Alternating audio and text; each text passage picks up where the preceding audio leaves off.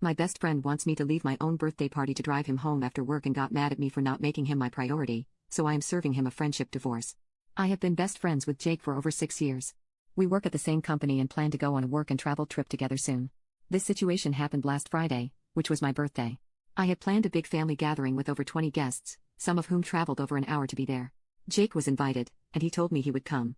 The night before, we went grocery shopping together, but while sitting in the car, he suddenly told me at the last minute that he wouldn't be attending because he picked up an extra shift at work. I was a little hurt because we always celebrate our birthdays together, and he didn't need to take the shift. Our company has plenty of people who could have covered it. But I accepted it and moved on.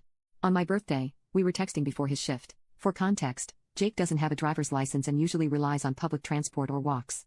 I have a license but don't own a car. I use my mother's when needed. That afternoon, he mentioned that he would have to walk home because public transport stops running at a particular time, something he already knew when he took the shift. He also told me he was sick and asked if I could pick him up and drive him home. Our boss even told him he could leave 2 hours early to catch the last bus if needed, but he chose not to. I told him I couldn't leave my birthday party just to pick him up and drive him home. I had guests over, food and drinks to serve, and I felt it would be rude to leave when people had put in time and effort to celebrate with me. He replied, "Can't you just leave for 5 minutes and drive me home?" I explained that it wasn't just a 5-minute trip, I would be gone for at least 30 minutes. He replied dismissively, "Okay." Later, I checked Find My to make sure he got home safely and texted him, apologizing that I couldn't drive him, reminding him that I normally do, but I couldn't leave my party. That's when he got angry and told me my behavior was unacceptable and that I was just making excuses. For further context, I often drive him home, even when I'm not working the same shift. But this time, I had a prior commitment, one that he was originally supposed to attend.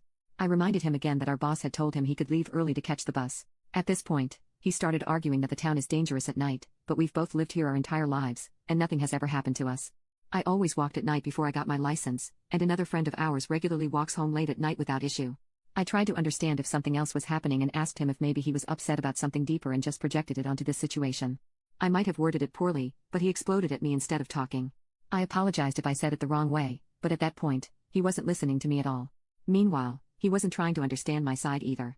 I told him it was my responsibility to be at my own birthday party and that my guests had made an effort to celebrate with me. I couldn't just disappear for half an hour. He dismissed that, told me I was a bad friend and sister, and that my priorities were all wrong. Ultimately, he told me he didn't want to see me for a while. I am honestly confused and questioning our friendship after this because of how he reacted. I tried to understand his side, and he was hurt that I wasn't there for him when he needed me. But at the same time, I couldn't just leave my party if it wasn't an emergency. Now, I don't know if our friendship can bounce back from this or how I'm supposed to rely on him moving forward. If this is how he reacts to something like this, what happens if we end up in a similar situation while traveling? Will he leave me behind if I don't do what he wants? Update: to clarify something I've seen speculated in the comments, there are no romantic feelings involved. He's gay, so there was never any romantic interest between us. After reading many comments and reflecting on everything, I decided to go without contact. I've also decided to go forward with my work and travel plans alone because I simply can't trust someone like this to be my emergency contact in another country. I had a long conversation with my parents and showed them the chat.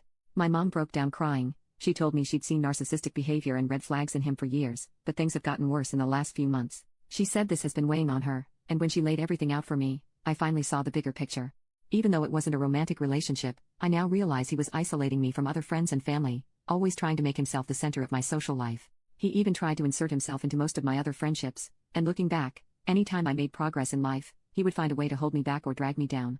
My dad told me that some of the recent arguments I've had with my family were their way of getting me to see what was happening, but I just didn't recognize it until now.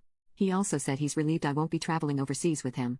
My parents reassured me that while this will be hard at first, I'll heal, and cutting ties now will make things easier in the long run. They also pointed out things I had overlooked, like how he tagged along on family holidays without paying but was never particularly grateful to my family for inviting him. I've started talking to one of our mutual friends about what happened.